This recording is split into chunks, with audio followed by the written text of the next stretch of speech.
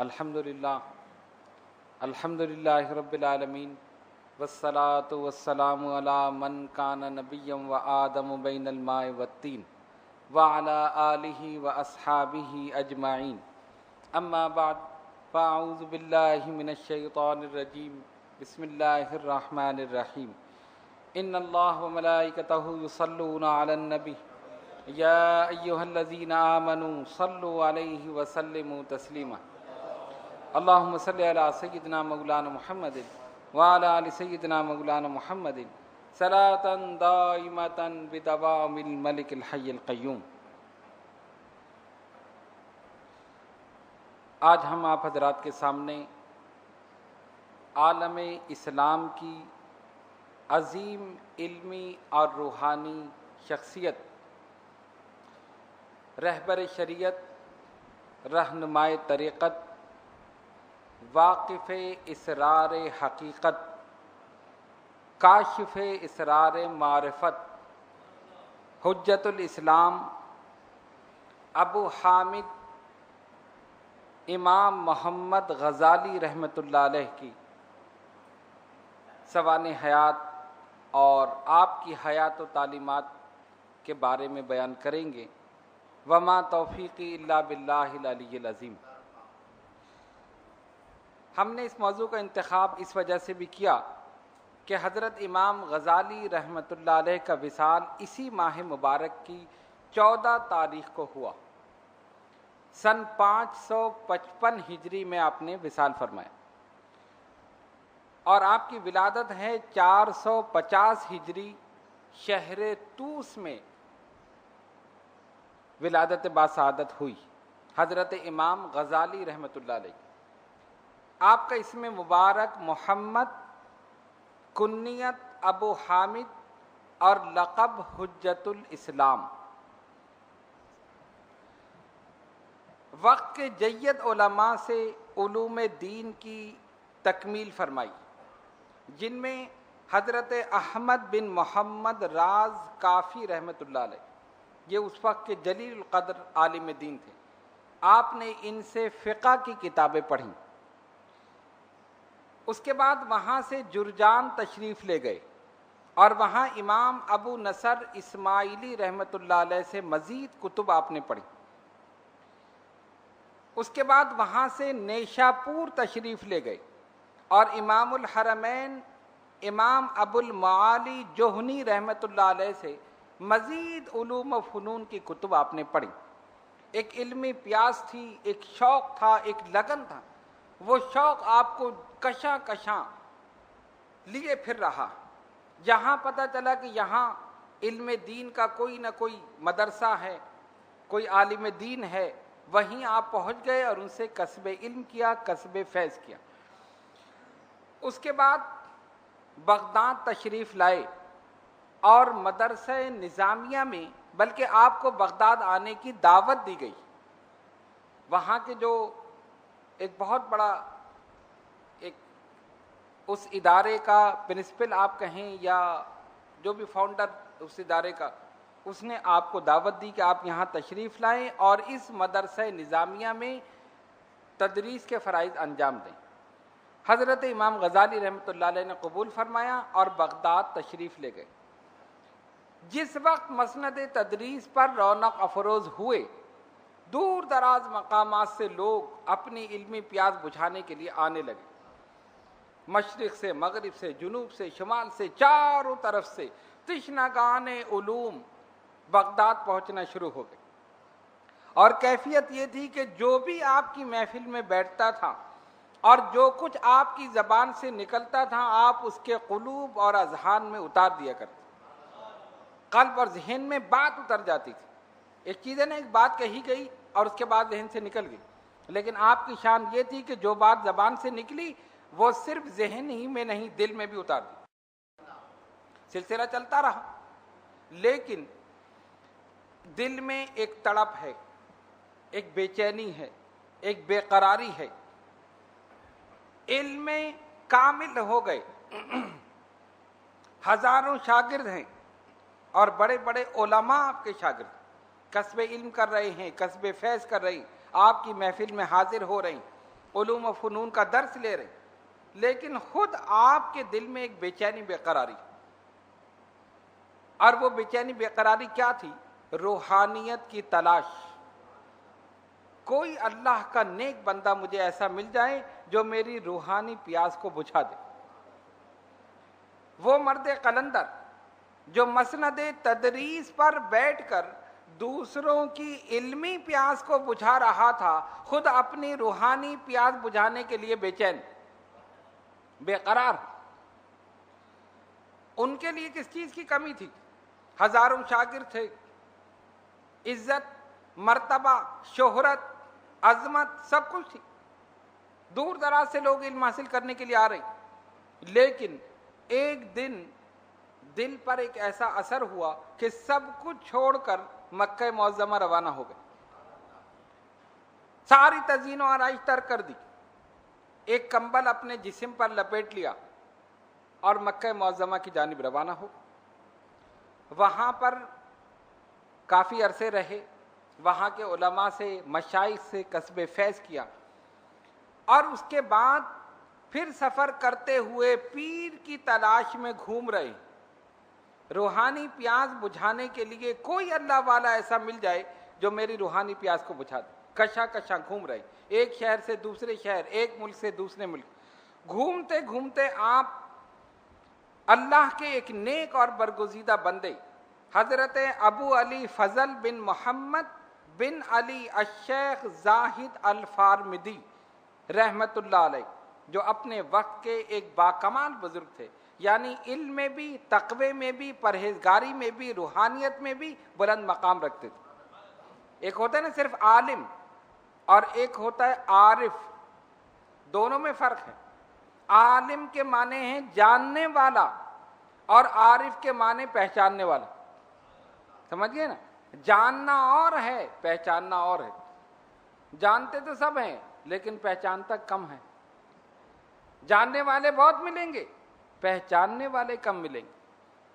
تو علم ظاہر کو حاصل کرنے والا عالم ہے، اور علم باطن کو حاصل کرنے والا عارف ہے۔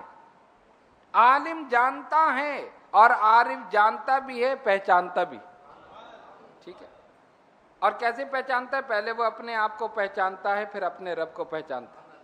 من عرف نفسہ فقد عرف ربہ، جس نے اپنے نفس کو پہچان لیا اس نے اپنے رب کو پہچان لیا۔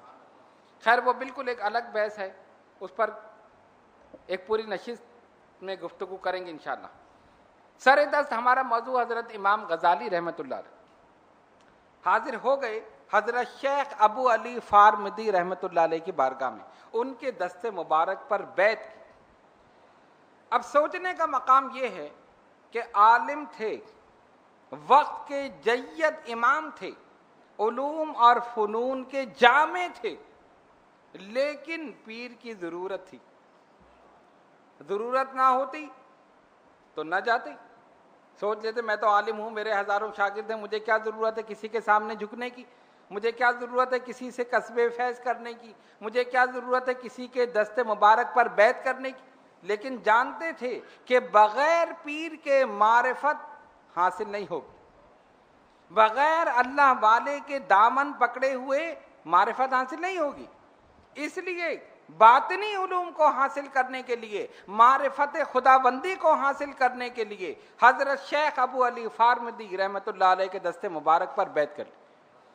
اب انہوں نے آپ کی روحانی تربیت شروع کی، علم ہے، تقوی ہے، پرہیزگاری ہے، استاد العلماء ہیں، شیخ الحدیث ہیں، امام ہیں، وقت کے بڑے بڑے علماء آپ کو امام تسلیم کر رہے ہیں، امام غزالی۔ لیکن جب ان کے ہاتھ پر بیعت کی حضرت شیخ ابو علی فارمدی رحمۃ اللہ علیہ کی، تو اب کیا ہوا؟ پہلے ظاہری طور پر مقبول تھے، بیعت کرنے کے بعد بارگاہ رسالت میں بھی مقبول ہو گئے، وہاں بھی مقبول ہو گئے۔ کیسے؟ صاحب دعائیں حفظ البحر حضرت شیخ ابو الحسن شاذلی رحمۃ اللہ علیہ، جانتے ہیں نا آپ لوگ؟ جانتے یا نہیں جانتے؟ جو پڑھتے ہوں گے وہ جانتے ہوں گے، جو بھی دعائیں حفظ البحر کو پڑھے گا وہ حضرت شیخ کو ضرور جانے گا۔ شیخ ابو الحسن شاذلی رحمۃ اللہ علیہ وہ فرماتے ہیں کہ میں نے خواب میں دیکھا کہ نبی پاک علیہ الصلوۃ والسلام تشریف لے جا رہے ہیں، اور ان کے ساتھ حضرت موسیٰ علیہ السلام، حضرت عیسیٰ علیہ السلام، دونوں پیغمبر سرکار تشریف لے جا رہے ہیں، یہ دونوں پیغمبر ان کے ساتھ. اور میں نے دیکھا کہ امام غزالی سامنے کھڑے، تو نبی پاک علیہ الصلوۃ والسلام نے امام غزالی کی طرف اشارہ کیا اور ان دونوں پیغمبروں سے، حضرت عیسیٰ اور حضرت موسیٰ علیہ السلام سے پوچھا، کیا آپ کی امت میں ایسے پائے کا کوئی عالم ہے؟ کیا آپ کی امت میں اس پائے کا، اس مرتبے کا کوئی عالم ہے؟ تو انہوں نے نفی میں جواب دیا، ہماری امت میں ایسا عالم نہیں. شیخ ابو الحسن شاذلی رحمۃ اللہ علیہ فرماتے ہیں یہ دلیل ہے اس بات کی کہ امام غزالی بارگاہ رسالت میں بھی مقبول ہے، سرکار کی بارگاہ میں مقبول ہے. اور الحمدللہ ہمارا تو عقیدہ یہی ہے، جو وہاں مقبول ہے وہ ہر جگہ مقبول ہے، جو وہاں مقبول ہے وہ ہر جگہ مقبول ہے، اور جو وہاں سے رد کر دیا گیا وہ ہر جگہ رد کر دیا گیا. اصل مقبولیت وہی ہے. اسی لیے لوگ دنیاوی شہرت کی کوشش کرتے ہیں، دنیاوی مقبولیت کی کوشش کرتے ہیں، اور اللہ والے بارگاہ رسالت میں مقبولیت کی کوشش کرتے ہیں. وہ جانتے ہیں کہ اگر وہاں مقبول ہو گئے تو پوری کائنات میں مقبول. غوث اعظم وہاں مقبول ہیں، غریب نواز وہاں مقبول ہیں، بابا فرید وہاں مقبول ہیں، مخدوم سمنانی وہاں مقبول ہیں، مجدد الفسانی وہاں مقبول ہیں، امام غزالی وہاں مقبول ہے، پوری کائنات میں مقبول. اور ایسے مقبول ہے کہ وصال کو 600 700 1000 سال تک بزرگان دین کو ہو گئے، لیکن نام آج بھی زندہ ہے، قیامت تک زندہ ہے.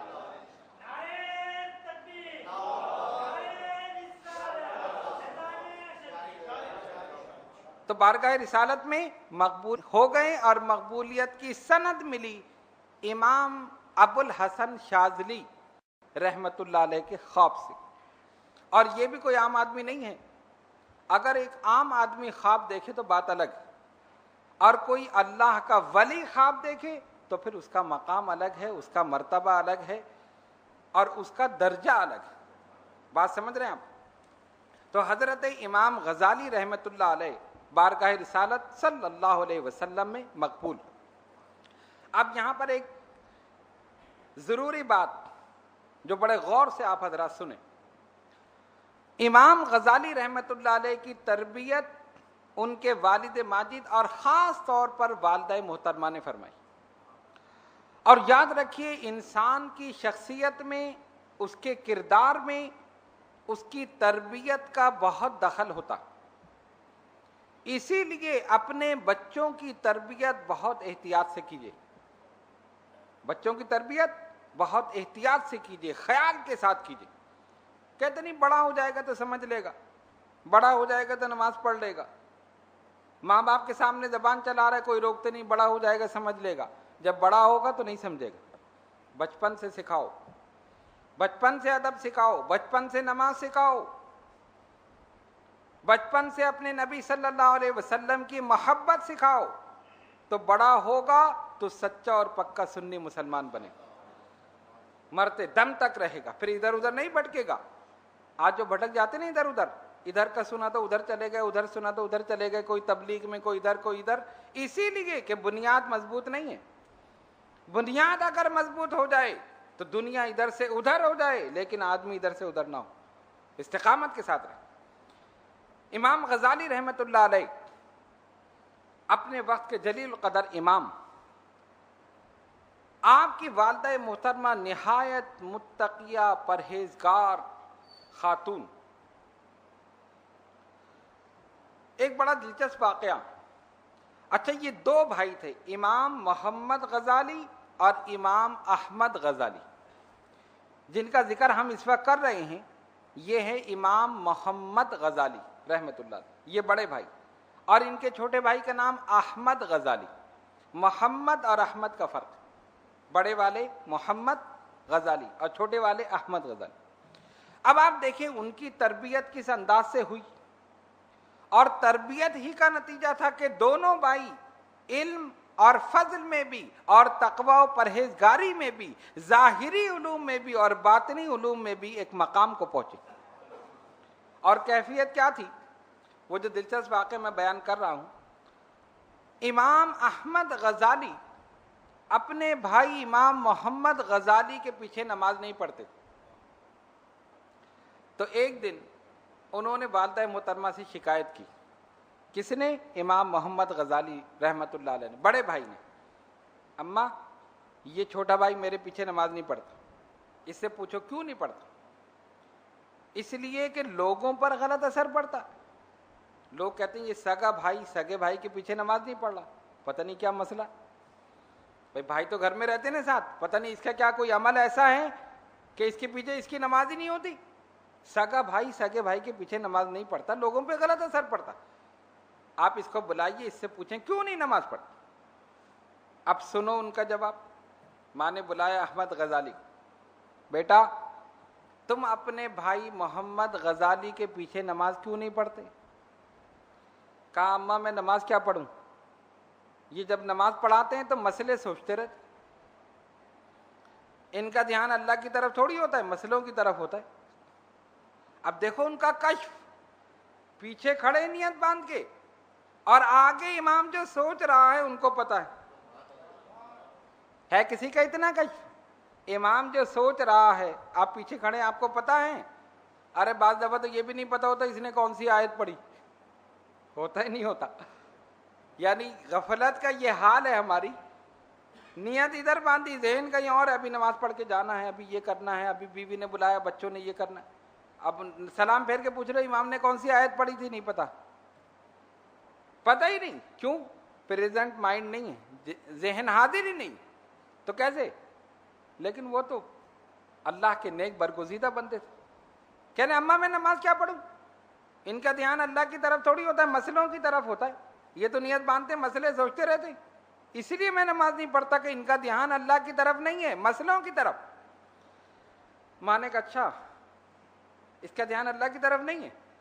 کہہ رہے نہیں، مسئلوں کی طرف، اس وجہ تم نہیں پڑھتے. میرے خیال سے تم دونوں ایک جیسے ایک دوسرے کے پیچھے پڑھ لیا کرو. کہا کیوں؟ کہا تو اس لیے نہیں پڑھتا کہ اس کا دھیان اللہ کی طرف نہیں، مسئلوں کی طرف. تو تیرا کون سا اللہ کی طرف، تیرا اس کی طرف. یہی بات ہے نا، تم سوچ رہے اس کا دھیان اللہ کی طرف نہیں، مسئلوں کی طرف ہے. تو تمہارا اللہ کی طرف کا، تمہارا ان کی طرف، ان کا مسئلوں کی طرف. دونوں بھائی ایک جیسے ایک دوسرے کے پیچھے پڑھ لو. درجے مرتبے والی ماں تھی جس نے احمد غزالی محمد غزالی جیسے بچے جنے ہیں. وہ ماں بھی تو ماں تھی، ماں کے خون کا اثر ہوتا، ماں کے دودھ کا اثر ہوتا. اس دودھ کی تاثیر ہوتی ہے انسان کے جسم میں، کردار میں، گفتار میں. اسی لیے کسی نے امام حسین رضی اللہ تعالیٰ عنہ کی شجاعت، بہادری، صبر، استقلال، استقامت کے واقعات سنے. اس نے پکار کر کہا کیا اس امت میں دوسرا حسین نہیں ہوا، اس امت میں دوسرا حسین نہیں ہوا؟ جواب دینے والے نے کہا دوسرا حسین اس لیے نہیں ہوا کہ کوئی دوسری ماں فاطمہ نہیں ہوئی. پہلے فاطمہ زہرا جیسی ماں ہو تب حسن حسین جیسے فرزند ہوں. اصل بات یہ ہے ماں کی تربیت کا اثر ہوتا ہے، ماں کے خون کا اثر ہوتا ہے، ماں کے دودھ کی تاثیر ہوتی ہے. تو جس ماں نے امام جیسے بچے جنے ہوں، احمد غزالی محمد غزالی، وہ ماں بھی تو پھر ماں ہی تھی، آج کل کی ماؤں کی طرح نہیں. تو اس لیے اولاد کی تربیت پر خاص توجہ دی. مجھے یاد نہیں کہ شاید ہم نے اس پر کوئی نشست کی ہو، اور اگر نہیں کی تو انشاءاللہ تربیت اولاد پر ایک نشست علیحدہ سے کریں گے. یہ بڑی ضروری. لوگ اس طرف توجہ نہیں دیتے، اور جس کا نتیجہ یہ نکلتا ہے کہ اولاد راہ سے بے راہ ہو جاتی. کسی کا منہ ادھر ہے تو کسی کا ادھر. بچپن سے اگر آپ تربیت دے دیں تو مرتے دم تک اس پر قائم. بچپن سے اگر نماز کی عادت پڑ جائے تو مرتے دم تک نماز نہیں چھوڑے گا. کسی سے کہو نہیں جی بڑا ہوگا تو پڑھ لے گا، ابھی تو بچہ ہے، ابھی مسجد میں لے جانے کی کیا ضرورت ہے، کسی محفل میں لے جانے کی کیا ضرورت ہے. بڑا ہوگا تو چلا جائے گا، بڑا ہوگا تو پھر محفل میں نہیں جائے گا، پھر وہ جائے گا سینما کی طرف، پھر وہ جائے گا بازاروں کی طرف، پھر ادھر ادھر جائے گا. اس لیے بچپن سے تربیت کرو تاکہ اتنا ٹھوس ہو جائے کہ مرتے دم تک اس جگہ سے نہ ہلے. جو عقیدہ بچپن سے بنا دو گے مرتے دم تک وہی عقیدہ رہے گا. سمجھ گئے بات؟ تو اس طرف خاص توجہ دے. تو حضرت امام محمد غزالی رحمۃ اللہ علیہ جن کا ذکر مبارک آج ہم کر رہے ہیں، آپ نے کتاب لکھی احیاء العلوم. بہت سی کتابیں ہیں. بعض نے لکھا کہ آپ کی کتابوں کی تعداد 73، اور مسلم مورخین نے لکھا کہ آپ کی کتابوں کی تعداد 90 تک ہے. 90 کتابیں آپ نے تحریر فرمائی، جس میں مکاشفت القلوب، کیمیاء سعادت، احیاء العلوم اور دیگر کتب جو ہیں وہ بہت زیادہ مشہور ہیں. اور بڑی محنت سے، بڑے شوق سے، لوگوں کی اصلاح کے غرض سے آپ نے وہ کتابیں تحریر فرمائیں. اور آج بھی اتنا عرصہ گزر جانے کے بعد ان کتابوں میں یہ تاثیر ہے کہ جب آپ وہ کتاب کھول کر بیٹھ جائیں تو ایسا محسوس ہوگا کہ امام آپ سے مخاطب ہیں، وہ آپ سے گفتگو کر رہے ہیں، وہ آپ کو پڑھا رہے ہیں، وہ آپ کو سمجھا رہے ہیں.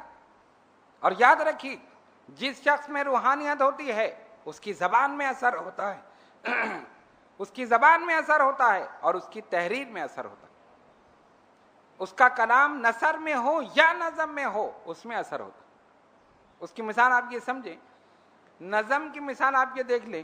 آج کل کے شاعر بھی کلام لکھتے ہیں نا، لکھتے ہیں نا کلام. اور ایک سعدی نے بھی لکھا، مولانا جامی نے بھی لکھا، اعلیٰ حضرت نے بھی لکھا، دیگر نے لکھا. آج بھی پڑھ لو تو وہی کیفیت.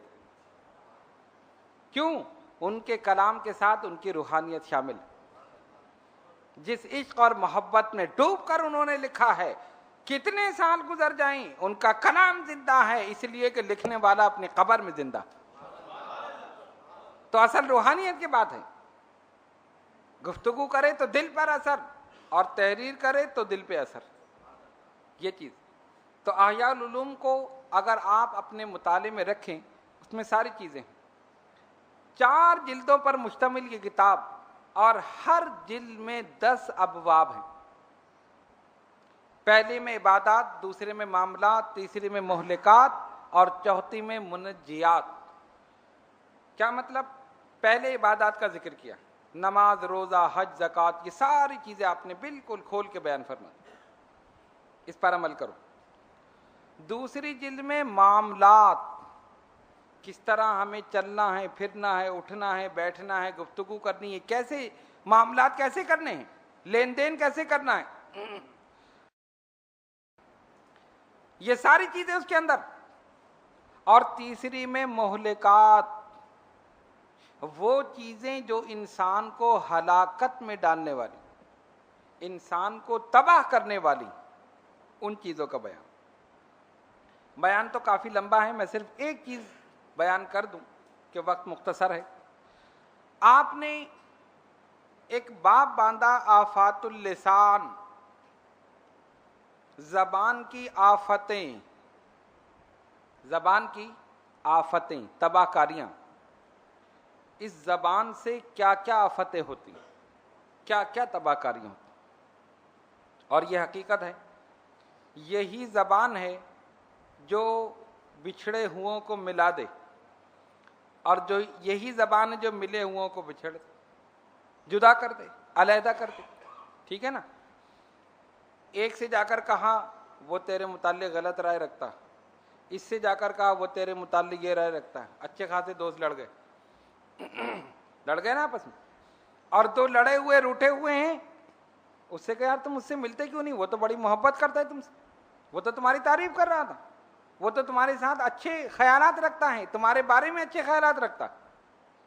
بچھڑے ہوئے لڑے ہوئے کو ملا دیا. یہی زبان کا کام ہے نا. اسی زبان نے ملا دیا اور اسی نے الگ کر دیا. اسی لیے سیدنا ابو بکر صدیق رضی اللہ تعالیٰ عنہ زبان کو پکڑ کر کھینچ رہے ہیں، اپنی زبان کو پکڑ کر کھینچ رہے ہیں. لوگوں نے کہا حضرت کیا کر رہے ہیں؟ فرمایا یہی فتنہ ہے، یہی سب سے بڑا فتنہ ہے. جس نے اس پر قابو پا لیا وہ کامیاب ہو گیا. اور یہ حقیقت ہے، آپ دیکھ لیں. اسی لیے میرے آقا صلی اللہ علیہ وسلم نے فرمایا من سمت نجا، من سمت نجا، جس نے خاموشی اختیار کی اس نے نجات پائی. جس نے خاموشی اختیار کی اس نے نجات پائی. آپ دیکھ لیں، آپ جتنا بولیں گے کوئی نہ کوئی جھوٹ ضرور نکل آئے گا. اور ہم اتنا بولتے ہیں کہ تھکتے ہی نہیں. میں کئی دفعہ نشست میں بھی بیان کر چکا ہوں کہ کام کرتے کرتے ہاتھ تھک جائے گا، یار اتنا میں نے کام کیا میرا ہاتھ تھک گیا، چلتے چلتے پیر تھک گیا، اتنا میں چلا ہوں کہ ٹانگوں میں درد ہو، سوچتے سوچتے دماغ تھک گیا، میں نے اتنا سوچا، اتنا غور و فکر کی، سر میں درد ہو گیا، یہ ہو گیا۔ کوئی یہ نہیں کہتا میری زبان تھک گئی، کہا کسی نے؟ میں اتنا بولا کہ زبان تھک گئی، یہ کبھی نہیں تھکتی۔ اتنا سا لوتھڑا ہے اور یہی فتنہ ہے، اتنا سا لوتھڑا یہی فتنہ، اس کو قابو کر لو تو کامیاب۔ اچھا، قابو کرنے کا طریقہ کیا ہے؟ خاموش، خاموش رہو، لیکن مشکل یہ ہے کہ خاموش بھی نہیں رہ سکتے۔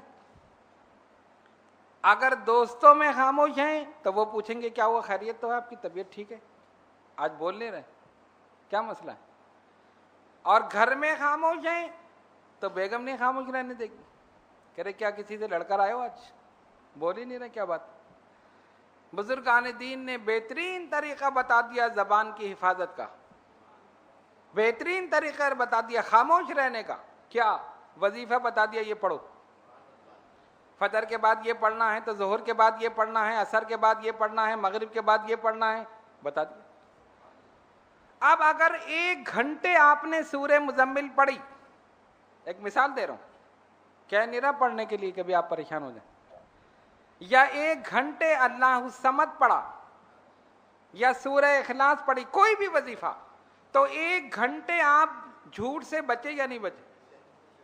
غیبت سے بچے، چغلی سے بچے، کسی کی دل آزاری سے بچے، فحش گوئی سے بچے، ساری چیزوں سے بچے۔ زبان مسلسل اللہ کے ذکر میں مشغول، اور جب زبان مشغول ہے، جھوٹ غیبت ان تمام چیزوں سے بچ گئے، اور جب ان سے بچ گئے، اللہ کا ذکر کیا تو زبان میں اثر پیدا ہو گیا، جب اثر پیدا ہو گیا دعا قبول ہو گئی۔ ایک چیز میں ساری چیز، بزرگان دین نے ریسرچ کی اس پر۔ اب آپ سے کہیں جھوٹ نہ بولو، غیبت نہ کرو، چغلی نہ کھاؤ، کسی کی دل آزاری نہ کرو، فحش گوئی نہ کرو، گالیاں نہ دو، یہ ساری تعلیمات ہیں نا نبی پاک علیہ الصلوۃ والسلام کی، یہی تعلیمات اور یہی بزرگان دین کی۔ لیکن اگر یہ کہو تو کوئی نہیں مانتا، کوشش کریں گے لیکن منہ سے گالی نکل جائے، اور بعض لوگوں کے منہ پر تو گالی ایسی ہے کہ جیسے کلمے پڑھ رہے ہیں، ماشاء اللہ سبحان اللہ کہہ رہے ہیں، اس طرح گالی نکلتی، بالکل اصبر ہے۔ بچے کو لے کر آتے ہیں، چھوٹے بچے کو، حضور یہ گالیاں دے رہا ہے، گالیاں۔ میں نے کہا اس نے سیکھی کس سے گالی؟ یہ 4 سال کا بچہ یا 3 سال کا بچہ یہ کہاں سے گالیاں دے رہا ہے؟ اس کے سامنے کوئی دیتا ہوگا، اس نے سنی تو اس نے دی نا، نہیں ہم تو نہیں دیتے۔ اور جب اس کو ڈانٹا تو گالی دے کر ہی اس کو ڈانٹا۔ میں نے کہا دیکھ لو ابھی زبان پہ تو گالی ایسی جیسے ماشاءاللہ کلمہ ہے، تو وہ سنے گا تو دے گا نا۔ تو اس لیے بزرگان دین نے ایسا طریقہ نکال دیا، وظیفے میں لگا دیا، کہا یہ پڑھتے رہو، جب یہ پڑھتا رہے گا خود بخود خاموش رہے گا، ساری چیزوں سے بچ جائے گا۔ یہ ہے زبان کی حفاظت کا طریقہ۔ ہر وقت اپنی زبان کو ذکر الہی میں مشغول رکھو، اور کوئی وظیفہ بھی نہ ہو تو درود پاک پڑھتے رہو، جتنی دیر پڑھو گے اتنی دیر رحمتیں نازل ہوں گی۔ اللہ فرماتے ہیں محبوب صلی اللہ علیہ وسلم آپ پر 1 مرتبہ کوئی درود بھیجے گا، میں 10 مرتبہ رحمتیں نازل کروں گا، میں 10 درجے اس کے بلند کر دوں گا، میں 10 خطائیں اس کے مٹا دوں گا، میں 10 نیکیاں اس کے نام اعمال میں لکھ دوں گا۔ سب سے بہترین وظیفہ یہی ہے، اور اس کے علاوہ جو اپنے معمولات ہیں آپ وہ کرتے رہیے۔ خود بخود زبان کی حفاظت، خود بخود فحش گوئی سے محفوظ۔ فرق یہی ہے ہم میں اور ان بزرگان دین میں، ہم نے اپنی زبانوں کی حفاظت نہیں کی، انہوں نے اپنی زبانوں کی حفاظت کی۔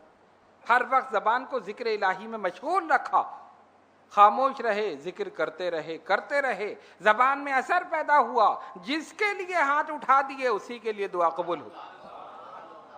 آج ہم رو رہے ہیں دعا قبول نہیں ہو رہی، ہم کہہ رہے ہیں دعا قبول نہیں ہو رہی، یہ نہیں ہو رہا وہ نہیں ہو رہا۔ ارے زبان کی حفاظت تو کرو، فحش گوئی تم کر رہے ہو، گالیاں تم دے رہے ہو، غیبت تم کر رہے ہو، دل آزاری تم کر رہے ہو، ساری چیزیں کر رہے ہو، پھر کہہ رہے زبان میں اثر نہیں، دعائیں قبول نہیں، کیسے ہوں گی؟ امام غزالی نے فرمایا آفات اللسان، زبان کی آفتیں یہی ہیں، جس نے اس کو قابو میں کر لیا سمجھ لو وہ کامیاب ہو گئے۔ اور قابو میں کرنے کا بہت اچھا طریقہ یہی ہے کہ آپ ذکر الہی میں اپنی زبان کو مسلسل مشغول رکھیں۔ سب سے پہلی چیز 5 وقت نماز کی پابندی، اس کے بعد ذکر الہی، اس میں کیا ہوگا؟ زبان محفوظ رہے گی۔ اسی طرح آپ نے بہت سی مہلکات جو ہیں، یعنی جو ہلاک کرنے والی چیزیں ہیں، احیاء العلوم میں اگر آپ پڑھیں تو اس میں ساری چیزیں آپ نے بیان کی ہیں۔ یہ چیزیں ہیں جو انسان کو ہلاکت میں ڈالنے والی، یہ چیزیں ہیں جو انسان کو تباہ کرنے والی ہیں۔ اگر انسان ان چیزوں سے اپنے آپ کو بچا لے، تباہی سے بچ جائے۔ سب سے بہترین چیز من صمت نجا، جس نے خاموشی اختیار کی اس نے نجات پائی۔ بہر صورت ایک بہترین کتاب ہے، اگر اس کو آپ لیں اور اس کو پڑھیں اور اس پر عمل کریں تو اس سے بہت زیادہ ظاہری اور باطنی فوائد آپ کو حاصل ہوں گے۔ اس میں شریعت بھی ہے، اس میں طریقت بھی ہے، اس میں حقیقت بھی ہے، اس میں معرفت بھی ہے، اس میں فقہ کے مسائل بھی ہیں، اس میں سب کچھ ہے جو امام غزالی نے احیاء العلوم الدین کے نام سے کتاب تحریر فرمائی، اور سب سے بڑی چیز آپ کی روحانیت اس میں شامل۔ حضرت عبداللہ ابن سعد یافعی اور حافظ ابن عساکر، حافظ زین الدین عراقی نے، ان سب نے، یہ بھی اپنے وقت کے جید صوفیاء ہیں، ان سب نے لکھا ہے کہ احیاء العلوم بھی حضور کی بارگاہ میں مقبول ہے، نبی پاک علیہ الصلوۃ والسلام کی بارگاہ میں مقبول ہے۔ ظاہر ہے جب لکھنے والا مقبول ہے تو جو بھی لکھے گا مقبول۔ اب ہم نے نہایت اختصار کے ساتھ آپ کی حیات مبارکہ کے اس بحر ذخار میں سے چند قطرے آپ کے سامنے پیش کیے، وقت کی تنگی کی وجہ سے۔ اب آئیے وصال کی طرف۔ حضرت امام احمد غزالی، جو امام محمد غزالی رحمت اللہ تعالی علیہ کے چھوٹے بھائی، وہ فرماتے ہیں کہ جب آپ کے وصال کا وقت آیا، فجر کی نماز کے لیے بیدار ہوئے، وضو کیا، نماز ادا کی، اور اس کے بعد اپنا کفن منگوایا۔ دیکھو اللہ والوں کو پہلے سے پتا ہوتا، ہمیں 1 منٹ کا نہیں پتا، وہ پہلے سے جانتے ہیں کہ اب جانا ہے۔ بزرگان دین کے نام کے اذکار میں آپ سنتے رہتے ہیں، بشارت دے دی کہ میں اس وقت دنیا سے چلے جاؤں گا۔ حضرت قطب ربانی نے 2 سال پہلے بتا دیا، اشرف المشائخ نے 1.5 سال پہلے بتا دیا۔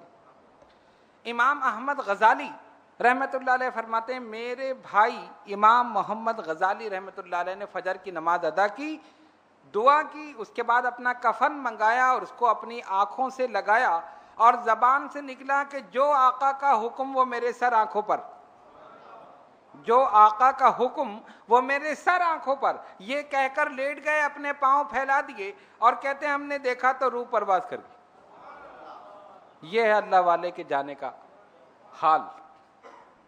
نہ کوئی جھٹکا لگا، نہ کوئی ہچکی آئی، نہ کوئی تکلیف ہوئی، آرام سے روح پرواز کر گئی۔ جو آقا کا حکم، کیا مطلب؟ حکم ہو گیا ہوگا کہ بس کام پورا ہو گیا، آ جاؤ ہماری بارگاہ میں، کہا جو آقا کا حکم ہم تیار۔ پاؤں پھیلا کر لیٹ گئے، اور جب لوگوں نے دیکھا تو یہ تو روح پرواز کر گئی، حضرت کا تو وصال ہو گیا۔ اسی وقت اللہ تعالیٰ کی بارگاہ میں پہنچ گئے۔ یہ تھے اللہ کے وہ نیک اور برگزیدہ بندے جنہوں نے اپنی پوری زندگی اسلام کے لیے وقف کر دی، تبلیغ اسلام کے لیے وقف کر دی، ہزاروں لاکھوں بے شمار لوگوں کو گمراہی سے نکال کر ہدایت کی طرف گامزن کر دی پوری زندگی۔ اور نہ صرف ظاہری علم بلکہ باطنی علوم کے بھی جامع تھے، جس طرح کہ آپ نے سنا کہ پہلے ظاہری علوم حاصل کیے اور اس کے بعد حضرت شیخ ابو علی فارمدی رحمت اللہ علیہ کے دست مبارک پر بیعت کرنے کے بعد ظاہر اور باطن دونوں کے جامع ہو گئے، اور دونوں کے لحاظ سے ایک بلند مقام پر آپ پہنچ گئے۔